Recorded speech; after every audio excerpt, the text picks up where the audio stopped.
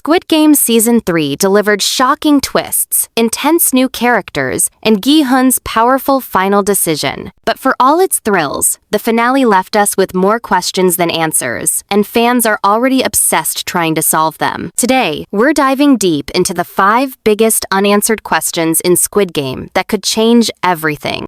First up, who is truly funding the games? We've seen the VIPs. They wear gold animal masks, they sit in velvet chairs, and they place bets on human lives like it's just another night at the casino. Season 3 gave us a closer look at just how cruel they are, but it stopped right before telling us who they actually are. These people are clearly powerful, connected, and come from all over the world. But are they really the top of the food chain? Or are they just high-level customers? Think about it. The scale of these games is massive. We're talking about underground arenas, private islands, heavily armed guards, ships, helicopters, and high-tech surveillance. It takes billions to pull this off, and not just once. These games have been going on for years, possibly in multiple countries. Could a handful of rich gamblers really manage all of this alone? Some fans believe the VIPs are just clients, a distraction, that the real power lies behind the curtain. Maybe it's an international criminal syndicate, maybe it's an ultra-elite society, or maybe it's something even darker, a coalition of world leaders and corporations who benefit from keeping the poor in line. And when you look closely, the show drops hints. In Season 3, when we saw international recruiters and foreign language game staff, it felt like this thing was global. Not just a Korean tragedy,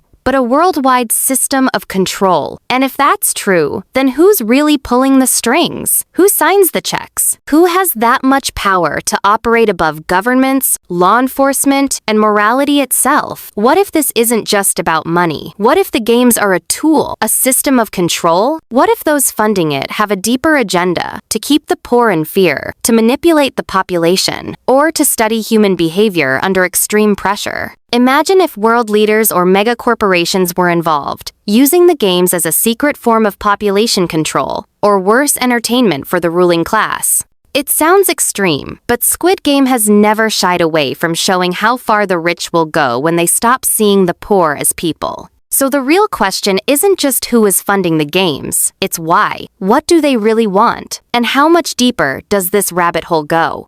Because if the people we've seen are just the face of the operation, then the real monster is still in the shadows. That brings us to the next question. What is the frontman really planning? Hwang In-ho is, without a doubt, the most complex and interesting character left. After watching Gi-hun's sacrifice, he seemed to show a flicker of humanity, a real crack in that cold frontman facade. He then ordered the island to be evacuated and destroyed just as the authorities were closing in, and he managed to escape the blast. But everything he does after that is a complete mystery, and it sets up one of the show's biggest cliffhangers. He survives, and we later see him getting the newborn baby, the technical winner of the games to safety. This act alone seems to go against everything he stands for as a ruthless enforcer. Is it a final shred of family loyalty? An attempt to find some kind of peace? Or is it all part of a much bigger plan? The mystery only gets deeper when he visits Gi-hun's daughter in Los Angeles to deliver her father's prize money from the very first games. So, what's his endgame? Destroying the Korean facility might have just been him tying up a loose end, not admitting defeat. He's now a free agent, with access to incredible resources, and operating on a global scale. There are a couple of big theories. One is that Gi-hun's sacrifice actually changed him, and he now plans to take down the entire organization from the inside. The other, more cynical theory is that he's just moving up. He could be overseeing the launch of a new American chapter, climbing the corporate ladder of this global death game.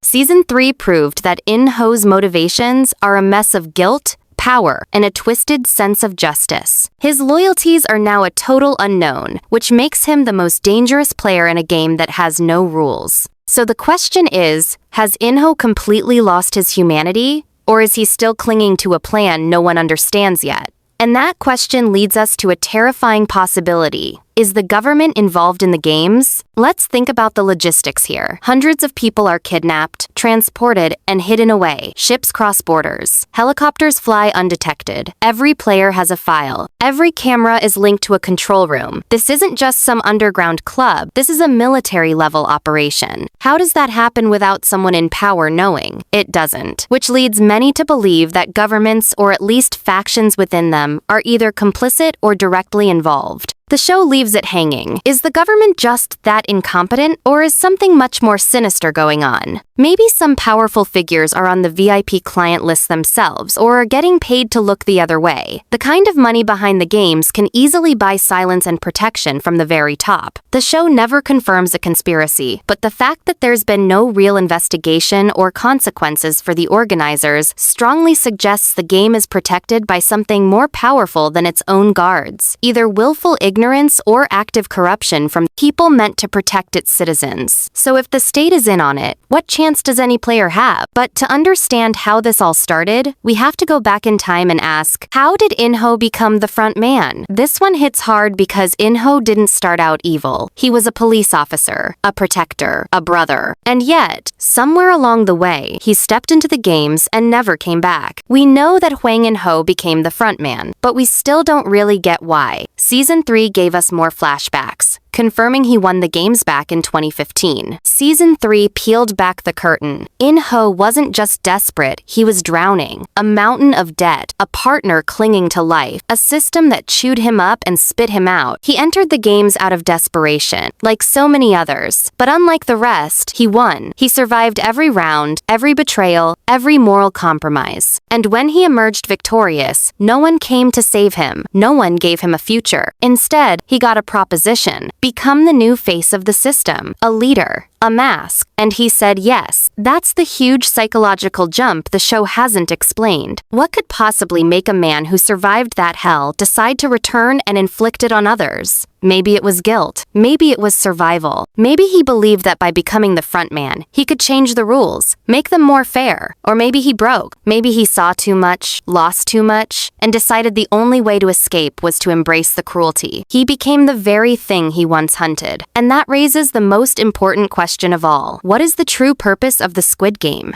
We know what it looks like. A deadly competition. Rich people watching poor people kill each other. A commentary on inequality, greed, and survival. But what if that's only the surface? What if the games aren't just entertainment? Il-nam, the old man who created the first game, once said he did it because he was bored. Because he wanted to feel something before he died. That alone is horrifying. But Season 3 suggests there's more. Why include children? Why recruit new organizers? Why experiment with new rules? Some fans believe the games are part of a larger experiment, a test to see what people do under extreme conditions, a way to collect data on human behavior, to see who breaks, who leads, who survives. Others think it's a global ritual, a form of social control, reminding the poor that no one is coming to save them, and the worst theory, that the games are a breeding ground for future elites. That winners aren't just given money, they're given power. They're reshaped, molded into future VIPs or frontmen. In-ho won. Now, he leads. Could the baby winner of Season 3 be next? That possibility is chilling. And it means Gi-hun's death wasn't just a tragedy. It was a warning that no matter how hard you fight, the system always finds a way to keep spinning, unless someone burns it all down.